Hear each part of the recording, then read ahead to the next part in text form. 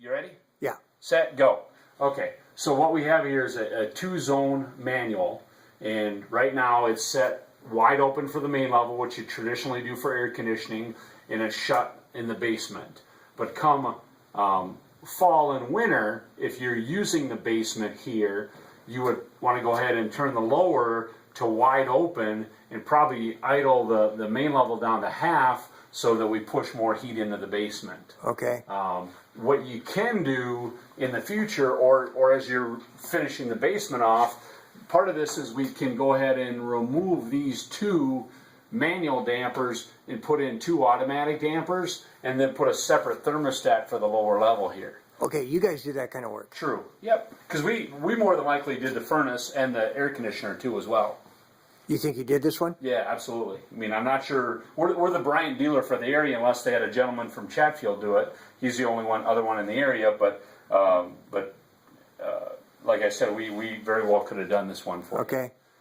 So what we, like I said, we set it up this way here so that as the person that owns it finishes the basement off here, you have the opportunity to do two separate zones. So basically, the basement could be at one temperature and the upper level could be at one temperature. Okay. And it would maintain it with the furnace. So with that being said, if you did do that, then the basement's going to be somewhat comfortable temperature-wise. Then we don't need as beefy a fireplace.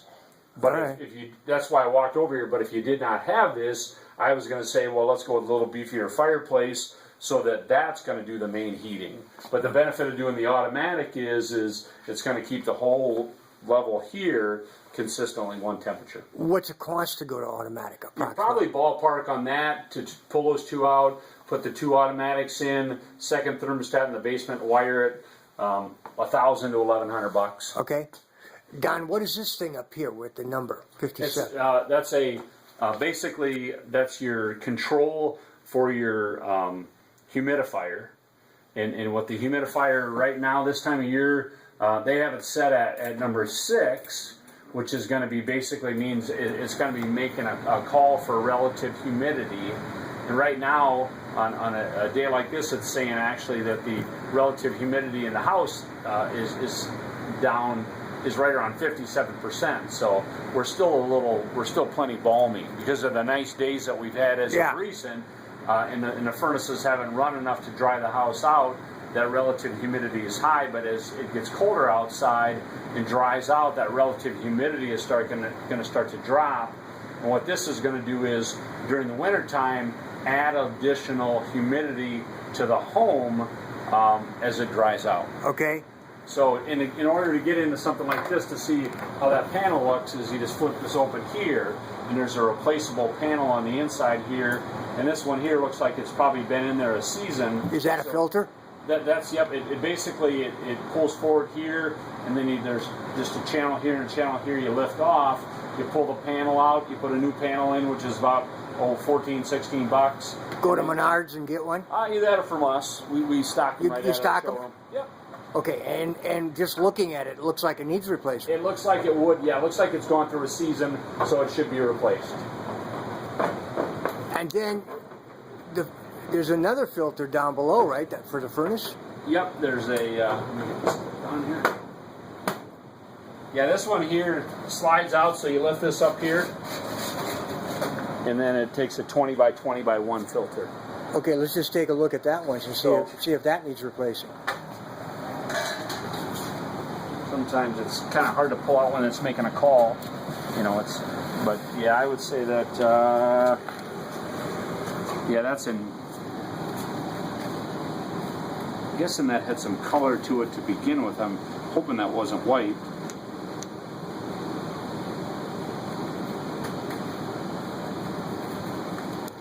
I'll probably come in Saturday and buy it. Yeah, I mean this is a. I would go ahead and replace it if you don't know when it was replaced, because these are hard to read. They're a high efficiency filter like this here, and this you could pick up wherever. If you wanted to buy a box of them at Menards or whatever, like a 3M, all you need is like a 20 by 20 filter will fit right in there. 20 by 20 filter. 20 by 20 filter. Just pull her out, throw that one away. Yep, and slide the new one in. And then I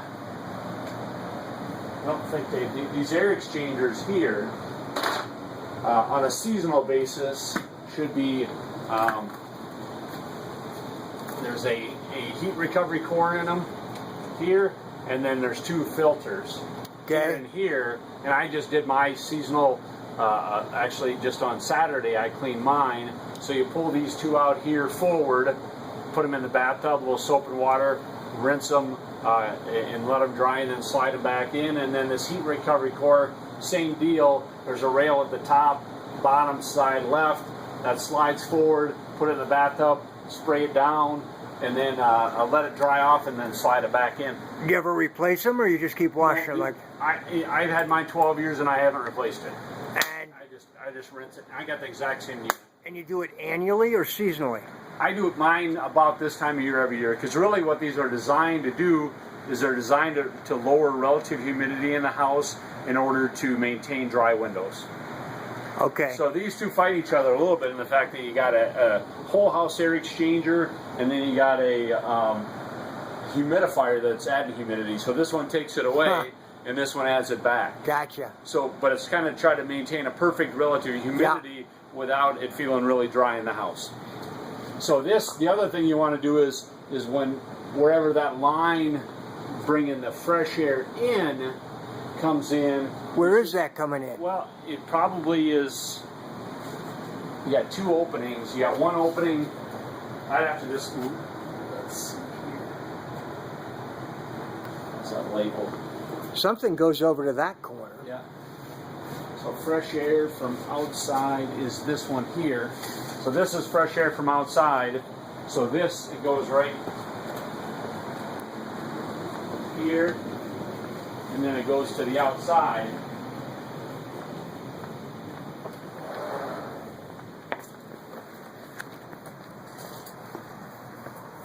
That's this one here. Okay, that's pulling it in. Oh, no, actually, it's this one here. This is the air exchanger, and then this is the fresh air for the mechanical room. Okay. So what I was just going to make sure that this was clear and clean of dust, and it is. So Okay. I mean, that's something you just want to look at seasonally. Yeah. And you know, the stuff that I speak of, certainly as a company, we're able to service. Yeah. You mean, so if you're handy and you want to do it yourself, great. But if you're looking to have a professional come out and do it, we can definitely do it for you.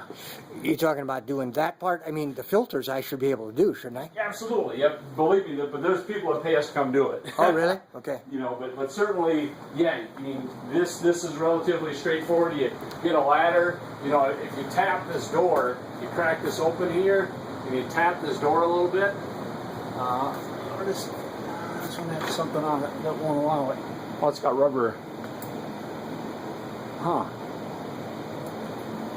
Well, yeah, probably on this one here, it's a little different than mine. You'll just probably have to hold the door open while you do it. Okay. And slide that out. Mine's a little different. Mine's an older model than this one. But basically, yeah, just get up here on a ladder and then hold that open and slide those out, and you'd be able to, yeah. The 3 things. Yes, yep, the center, the filters, and then the heat recovery core. Clean them up, and then go ahead and just make sure, you know, this is looking good, and it is. What is that doing? That's basically, this is lowering relative humidity by collecting moisture from inside the house. It's pooling in here and just running down. I gotcha. Running down the drain. The moisture's going down into the drain through that tube. True. Yeah. I wonder what that tube is for. Yep. Thank you. Yep. Now, when they go in the bathtub, are you putting them in just clean, cold water, or are you putting them in hot, soapy water? I just use hot soapy water. Okay. Is what I use. And then rinse them before you put them back in yes, here? definitely. Yep. Do they need to be dry before they go back in there? Relatively dry. Okay. I mean, I kind of, I'll do that, and then I'll set them, you know, leave them sit there for a couple hours while I'm doing something else, and then I'll slide them back in.